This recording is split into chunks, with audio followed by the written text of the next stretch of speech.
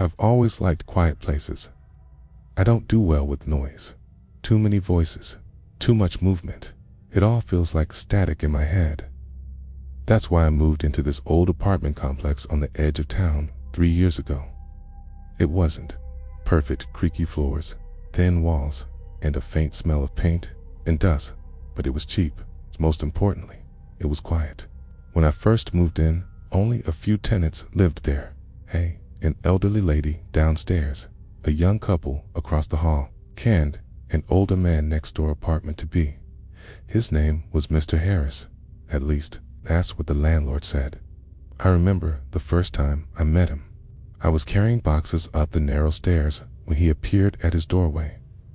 He was in his late 50s, maybe 60s, with a pale, wrinkled face and small, sharp eyes that seemed to never blink long enough. He wore this old beige cardigan and slippers, and his smile was too wide, too rehearsed. "Need help with those boxes?" Kay asked, his voice oddly polite, almost forced. I shook my head. "No, I'm good, thanks." He just nodded slowly, but didn't move. He kept standing there, watching me carry my things in. I closed the door and let out a sigh of relief. But I swear I could still feel his eyes through the wall. The first week was peaceful. I unpacked, settled in, started working remotely, and tried to enjoy the silence. But by the second week, I noticed something strange. Every morning when I left for coffee, my doormat had been shifted slightly, sometimes turned sideways, sometimes folded. I thought maybe the cleaning guy moved it while sweeping. Then, one morning, I saw something that made my stomach drop. Mat had been lifted, and underneath it was a small, folded note. It read, "I hear you walking at night. Are you lonely too?" No name, just that sentence, written in jagged, almost shaky handwriting. I stood there, frozen, staring at it. I looked down the hallway, empty. The fluorescent light above flickered softly. I tore the note in half and threw it away, trying to convince myself it was some dumb prank. But that night, I couldn't sleep. Around midnight, I heard faint knocking, not on my door, but on the wall. 3 slow taps, tense silence. I sat up, heart pounding, listening. A minute later, the taps came again. Tap, tap, tap. It was coming from the wall between my bedroom and Mr. Harris's apartment. I whispered to myself, "It's probably just fixing something." But when I pressed my ear to the wall, I heard something else, faint whispering, like someone talking softly, too low to make out the words. I lay there, frozen, till the whispering stopped. The next morning, I ran into Mr. Harris outside. He was watering the plants near the stairwell. He looked up at me and smiled. "Rough night." My mouth went dry. "What? You look tired," he said, and kept smiling. I didn't reply. I just went back inside. That day, I ordered noise-canceling headphones. The next few nights were quiet. Started thinking maybe I was overreacting until Thursday night. I came home from work to find my apartment door slightly open. Just a crack. I froze. I knew I'd locked it. Slowly, I pushed it open and stepped inside. Everything looked normal, except my living room chair had been moved. It was turned toward the bedroom.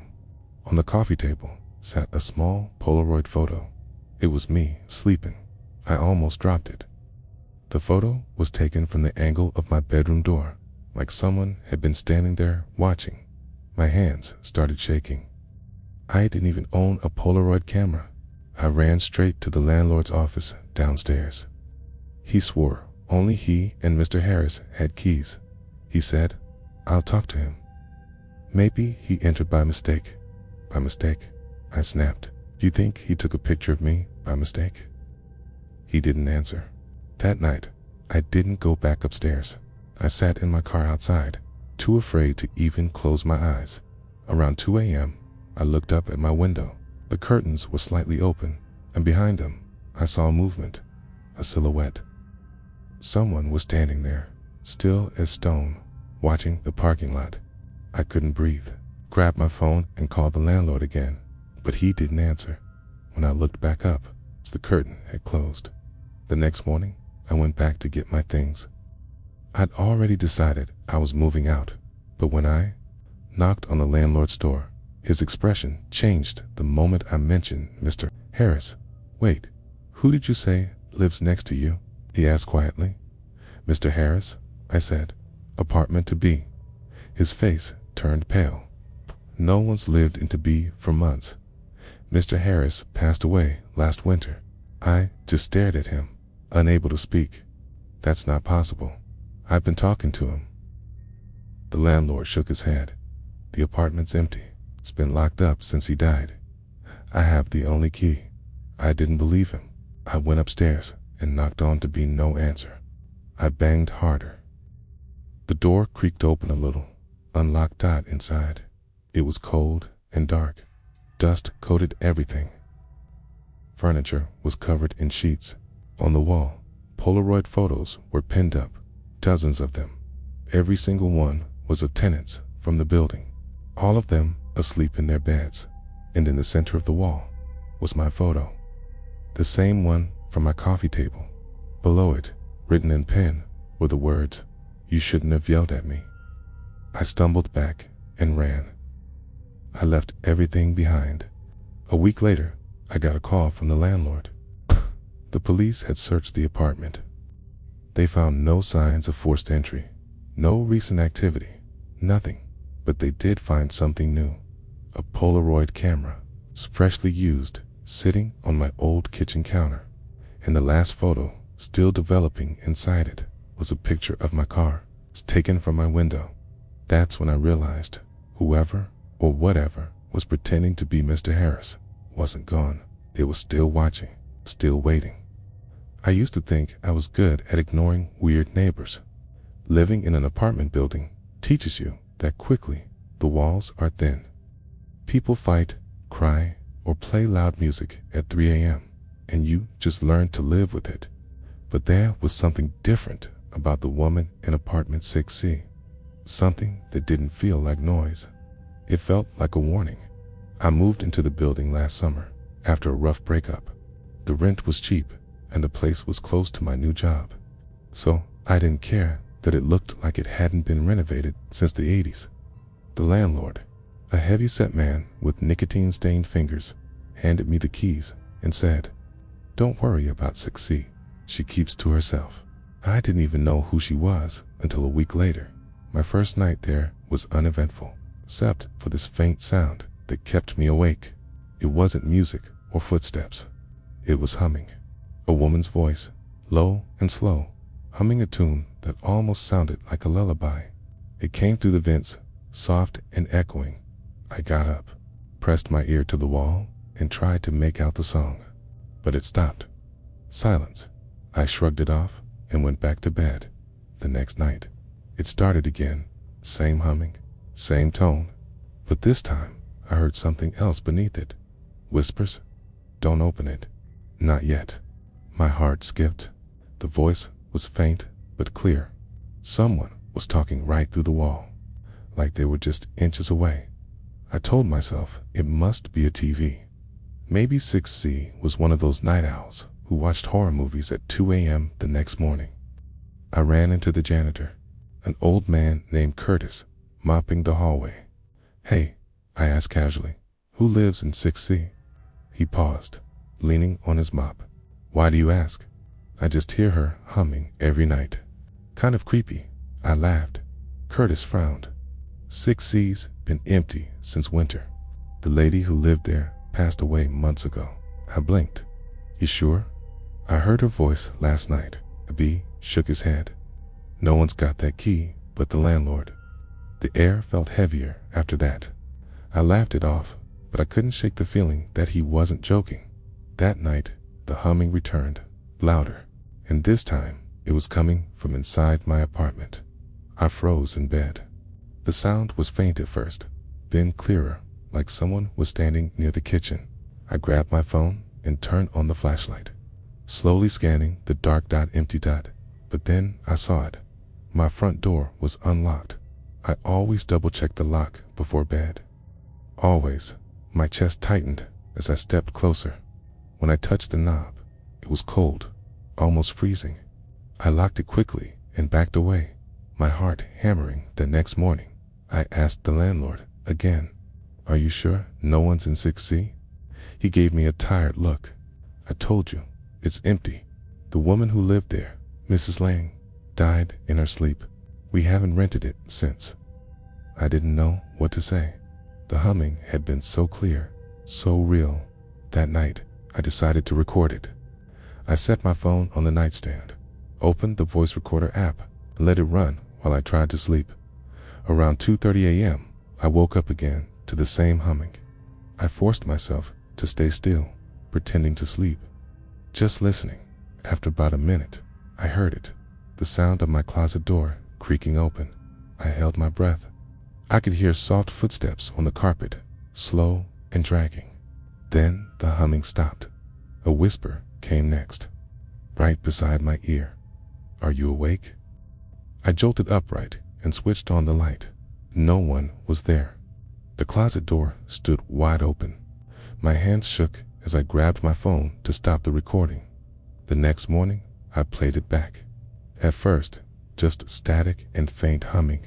Then, around the 2-minute mark, I heard it, the voice whispering, "Are you awake?" Clear as day, and after a pause, my own voice answered, "Half asleep? No." I don't remember saying that.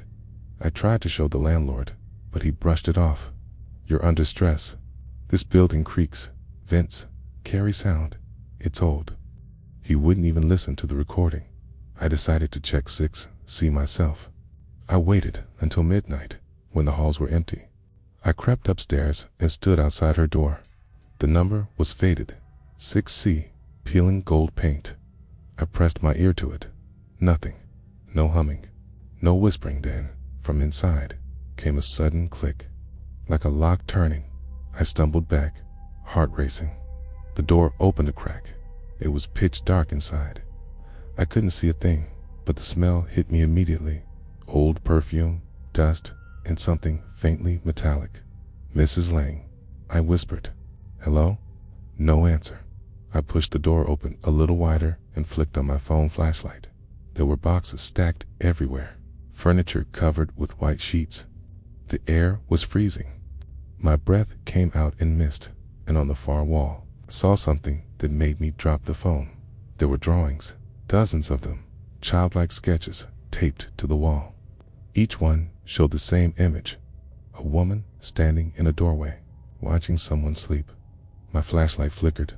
Then I heard it again, humming. Right behind me, I turned. The door had closed. I ran to it and pulled, but it wouldn't open. Something heavy was pressing from the other side. The humming grew louder, almost shaking in my chest. Then a whisper cut through it, right beside my ear again. "Don't leave me." I kicked the door until it finally burst open, and I stumbled into the hallway. When I looked back, the door to 6C was wide open again, lights flickering inside, the drawings fluttering in the air. I ran downstairs and didn't stop until I was outside. The next morning, Ty found Curtis again. He looked pale when I told him what happened.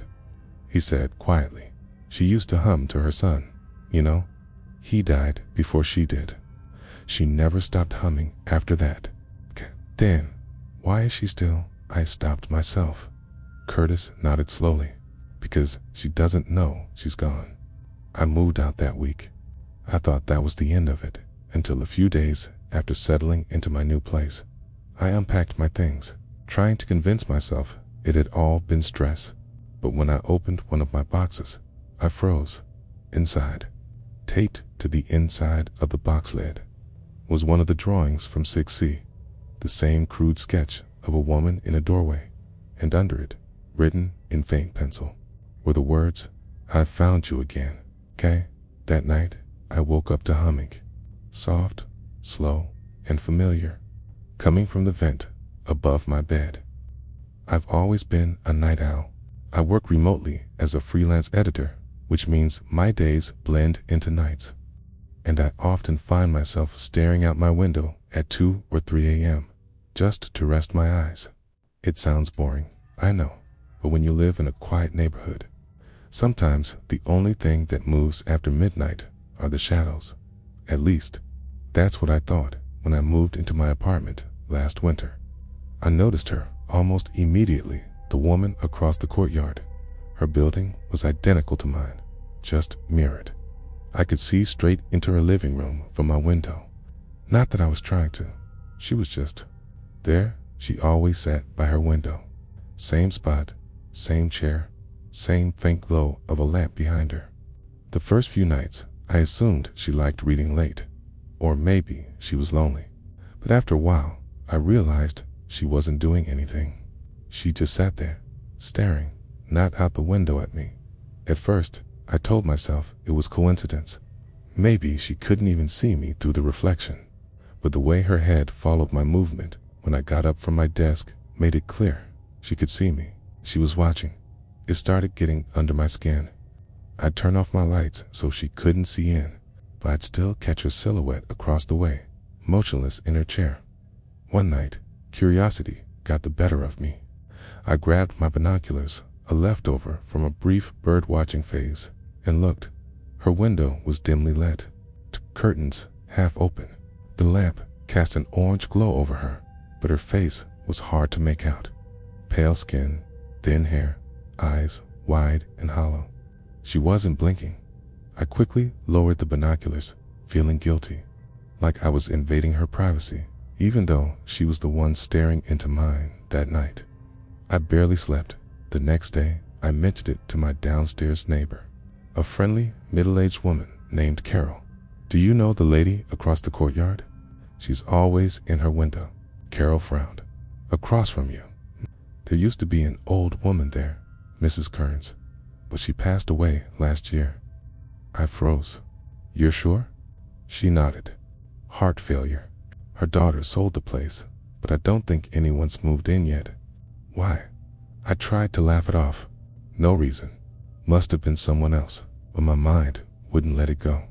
If that apartment was empty, then who was sitting there every night? That evening, I waited until 2 a.m. and checked again. She was there. Same spot, same chair, staring straight at me. I tried to film it with my phone, but when I zoomed in, the window looked empty. No figure, no lamp, just darkness. I looked up again without the phone, and she was there, clear as day. I set my phone down, heart pounding, and backed away from the window. I kept the lights off and sat in bed, trying to convince myself I was imagining it. Maybe my brain was tired. Maybe the reflection of a lamp was tricking me. But then, tap. A sound came from my own window. I froze. Tap, tap, tap, slow and deliberate, like a fingernail on glass. My breath caught in my throat. I turned slowly toward the sound. There was no one there, but when I looked back across the courtyard, the woman was gone. Her chair sat empty. The lamp was off, and on my window, faintly visible in the moonlight, were 3 fingerprints, smudged from the outside. I didn't sleep that night. The next morning, I called the property manager, a man named Richard. I told him everything, the woman, the tapping, the fingerprints. He sighed. "Look, you're not the first tenant to mention weird stuff around here, but I checked the records myself. No one's rented that unit since the previous owner died. It's completely empty." I asked if he could check it himself. "Maybe show me it's empty." "Sure," he said. "Meet me tonight around 7. I'll bring the spare keys." That evening, I met him by the lobby entrance. He was a big guy, gruff but kind. We crossed the courtyard together, climbed the opposite stairs, stopped at the door to the woman's apartment, number 3B. When he turned the key, the door creaked open slowly. The air inside was stale, cold. Dust hung in the light of his flashlight. The place was completely bare. No furniture, no curtains, nothing. Just scuffed floors and faint stains on the wallpaper where pictures used to hang. "See?" he said. "Empty." As he stepped farther inside, I noticed something near the window. A wooden chair, facing mine. Richard frowned. that wasn't here when we last checked. We both stood silent for a moment. It's the only sound of the faint hum of traffic outside. Guess someone broke in, he said finally, uneasy. I'll have maintenance remove it. I wanted to believe him, but something about the air in that room, it felt charged, like a static field crawling over my skin. That night, I closed my blinds tight and tried to forget what I'd seen. But sometime after midnight, my phone buzzed. It was a notification from my motion detector camera. I'd set it up earlier that week near my window, just in case. Motion detected at 2:47 a.m. I opened the app, hands trembling. The footage was grainy, but clear enough to see the outline of a person, a woman, standing just outside my window, not moving, just standing. Watching her face was impossible to see clearly, but her head tilted slightly, the same angle as the woman across the courtyard. I deleted the video immediately. I didn't want proof. The next day, I begged Richard to install extra locks and security cameras. He agreed, but didn't seem convinced anything supernatural was happening. Probably some junkie or squatter, he muttered. We'll secure your windows. But deep down, I knew this wasn't about intruders. The next few nights were quiet. No figure, no tapping. I started sleeping again until the fifth night at 3 a.m. I woke up gasping, like someone had whispered in my ear. I looked around, confused, and then I heard it faint, from across the courtyard, a soft creaking sound. I peeked through my blinds. Just an inch. Her window light was back on, and she was sitting there again. But this time, she wasn't staring at me. She was smiling, a slow, unnatural curve of her lips that made my stomach twist. I stumbled backward and closed the blinds completely. My heart was racing. Then, from behind me, I heard a faint voice whisper, "You shouldn't have looked away." Spun around, empty dot, but my phone lit up again. Another motion alert. I tapped it open, and for a moment, everything went quiet in my head. The camera had captured something inside my apartment, a blurry figure, right behind my chair. When I turned around in real life, no one. I didn't sleep again that night. I packed my things the next morning and left to stay with a friend across town. 2 days later, got a call from Richard, double quotes. "Hey, just a heads up, we checked that apartment again. Someone must have broken in last week. The chair you saw, it's gone." "Gone?" I asked, my voice shaking. "Yeah, but here's the weird thing. Maintenance found footprints in the dust near the window. Bare footprints. Small, like a woman's." I didn't say a word. That night, I stayed up late, scrolling through old local news articles. I don't know why. Maybe I was trying to make sense of it. That's when I found it. A report from 2 years ago. An elderly woman found dead in apartment 3B, believed to have been watching neighbor's window at time of death. The article said she was found sitting in her chair, eyes open, facing the window. She'd been there for days before anyone noticed. My chest tightened as I read further. The photo in the article showed the same building, same window, same chair, and on the floor beside her was a small notepad with one line scribbled over and over. He stopped looking back. That night, I sat in the dark, staring at my own reflection in the black window glass. For the first time since moving in, I realized I couldn't see her anymore. Her window was dark, but in my reflection, behind me, I saw a shape, someone sitting in a chair, watching.